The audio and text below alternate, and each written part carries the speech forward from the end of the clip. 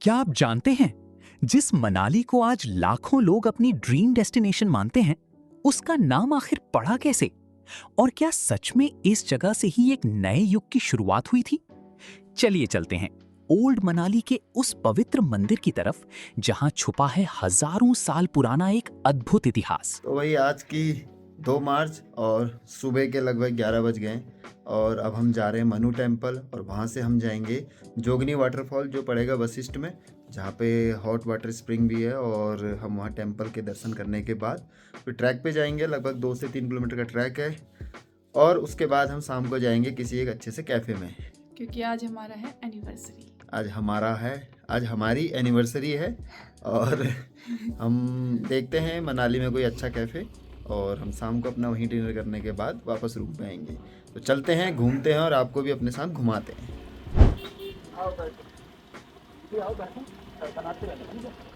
हाँ।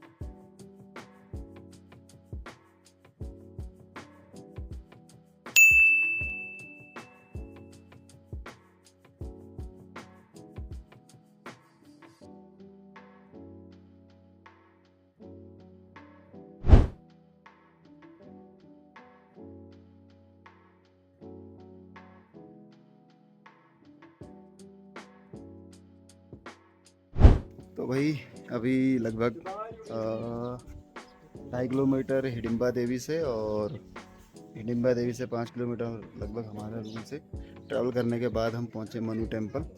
अब हम जाते हैं मनु टेम्पल में अंदर की तरफ। रास्ता काफ़ी नैरो है यहाँ का आने का, कार्स आ रही हैं बट हैचबैक और बाइक स्कूटी ही ज़्यादा आ रही है। आपको दिखाता हूँ मंदिर का एंट्रेंस। यह एंट्रेंस है, ये प्राचीन महर्षि मनु मंदिर।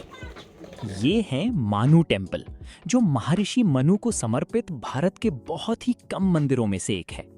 ओल्ड मनाली की शांत पहाड़ियों और ब्यास रिवर के किनारे बसा ये मंदिर सिर्फ एक धार्मिक स्थल ही नहीं, बल्कि हिंदू इतिहास और आस्था का एक जीवंत प्रतीक है।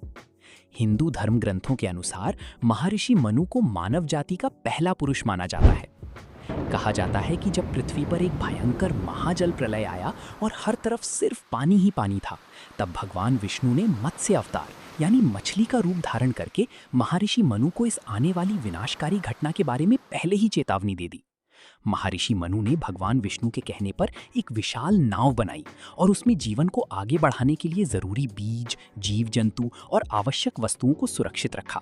जब प्रलय समाप्त हुआ तो उनकी नाव हिमालय की इन्हीं पहाड़ियों के पास आकर रुक गई। लोक मान्यता के अनुसार इसी पवित्र भूमि पर महर्षि मनु ने फिर से मानव सभ्यता की शुरुआत की।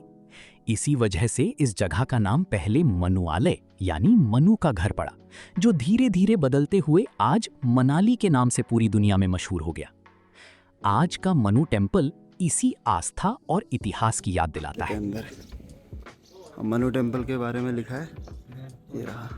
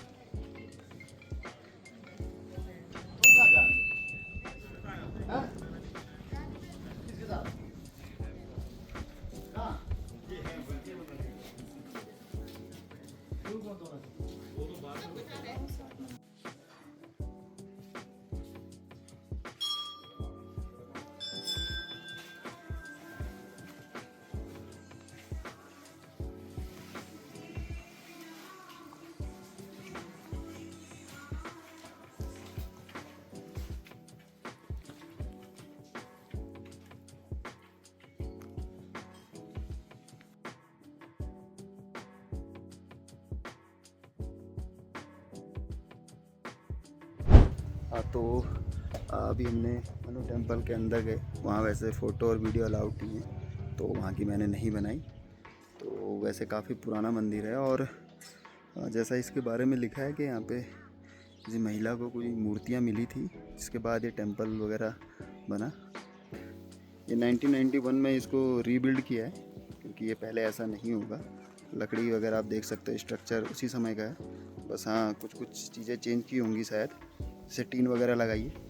और यहाँ से पीछे की तरफ आप देखो बर्फ़ के पहाड़ दिख रहे हैं, और दूसरी तरफ भी हैं। मतलब काफ़ी अच्छी लोकेशन पे है ये, और कोई रश नहीं है, कोई क्राउड नहीं है, आराम से आ सकते हो, यहाँ पे बैठ सकते हो। धूप बहुत तेज़ है, आप देख सकते हो, काफ़ी तेज़ सनलाइट है, पर यहाँ पे धूप में ऐसी कोई इतनी तेज़ गर्मी भी नहीं है।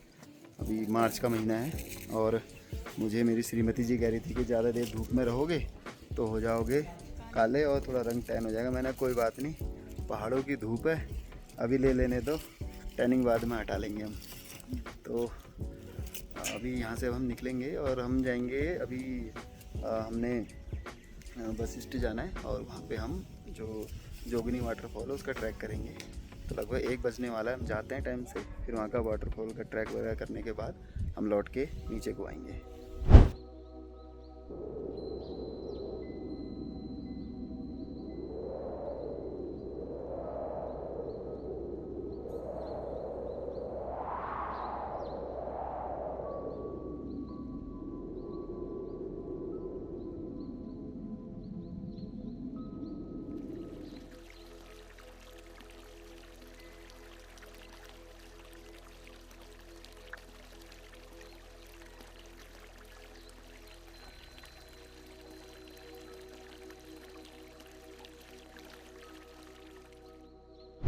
ये हम पहुंच गए हैं अब अपने वशिष्ठ टेम्पल की।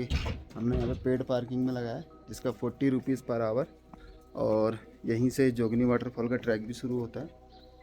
तो अभी हम जा रहे हैं वशिष्ठ टेम्पल। वैसे अभी 1:30 बज रहा है। वशिष्ठ टेम्पल 2 बजे बंद होता है और 3 बजे रीओपन होता है। तो अगर हम जब तक पहुँचते हैं बंद हो जाएगा, तो हम फिर शायद ट्रैक पे निकल जाएंगे जोगनी वाटरफॉल के। तो फ़िलहाल हम जा रहे हैं वशिष्ठ टेम्पल। अब जाते हैं, और यहीं जस्ट सामने ये यहाँ पे बैरिकेड्स लगे हुए हैं, व्हीकल्स को अंदर नहीं जाने दे रहे। यहाँ पे शूज़ हम अपने ले सकते हैं, देन वापसी में यहाँ से ले सकते हैं। अब ये पेड है, फ्री है, ऐसा कुछ लिखा तो नहीं है।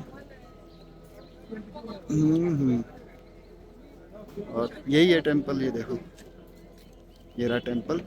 देन यहीं से हम ट्रैक भी कर सकते हैं, उसके बाद तो हम जा सकते हैं। ऐसा कुछ देखना पड़ेगा हमें कहाँ से पड़ता है। पहले हम करते हैं शूज़ अपने यहाँ पे जमा।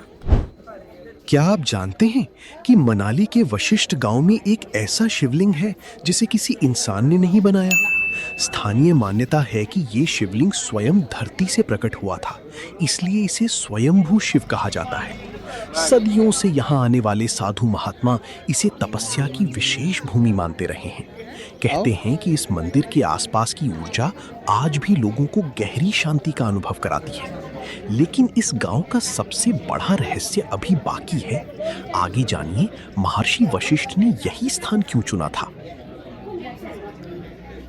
अरे आओ, नहीं वो खुले, पानी की बोतल कुछ ले लेते ना, कुछ नहीं मिला।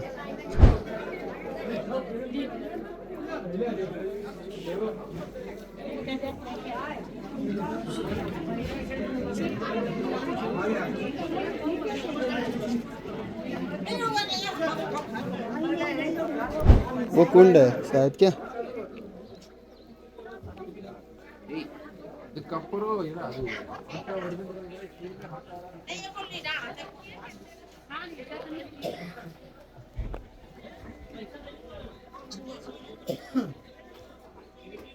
रामायण के महान ऋषि महर्षि वशिष्ठ आखिर हिमालय के इस छोटे से गांव में क्यों आए? स्थानीय मान्यता के अनुसार अपने पुत्रों के निधन के बाद वे गहरे शोक में थे। तब उन्होंने यहां कठोर तपस्या की। कहा जाता है कि उनकी तपस्या से प्रसन्न होकर धरती से गर्म जल के प्राकृतिक स्रोत प्रकट हुए, जो आज भी वशिष्ठ के प्रसिद्ध हॉट स्प्रिंग्स के रूप में बहते हैं। इन्हें केवल गर्म पानी नहीं, बल्कि आस्था और आशीर्वाद का प्रतीक माना जाता है। लेकिन इस गांव का श्री राम से भी एक गहरा संबंध है, जिसकी कहानी जानेंगे कुछ ही देर में।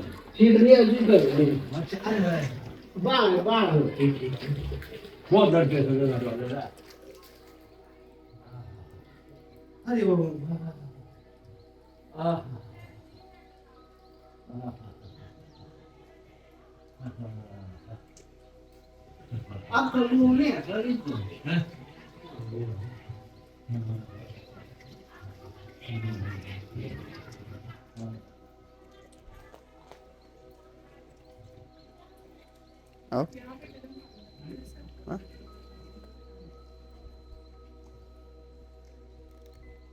धुआं निकल रहा है।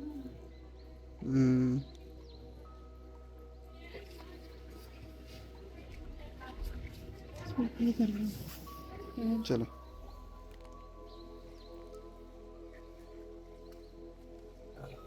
पैरवेलमेंट इसमें नहाने का, ये वाला नहाने का वो पीछे में बड़ा महर्षि वशिष्ठ जी के मंदिर के जस्ट बगल में श्री राम मंदिर भी है। ये 2 से 3 बजे तक सभी मंदिर बंद रहते हैं। यह श्री राम मंदिर।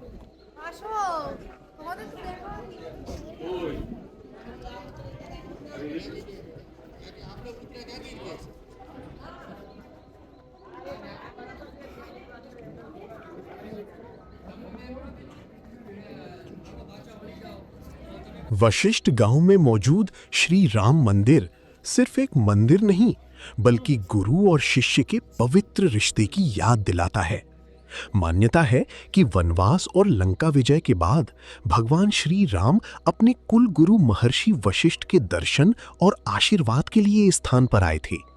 इसी स्मृति में यहाँ श्री राम मंदिर की स्थापना हुई।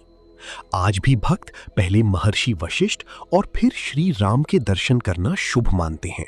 इसलिए मनाली आने वाले कई श्रद्धालु इस गांव को केवल पर्यटन स्थल नहीं, बल्कि आध्यात्मिक शक्ति का केंद्र मानते हैं।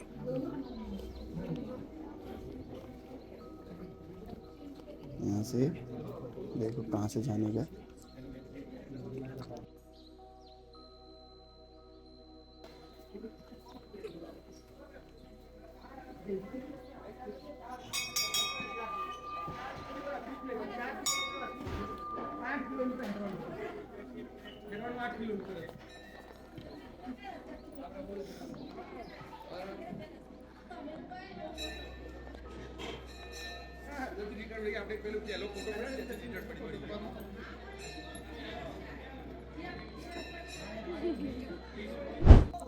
अभी हम श्री राम मंदिर घूमने आए थे और 2 बजे से ऊपर का टाइम हो गया और मंदिर के कपाट अभी 1 घंटे के लिए बंद किए गए।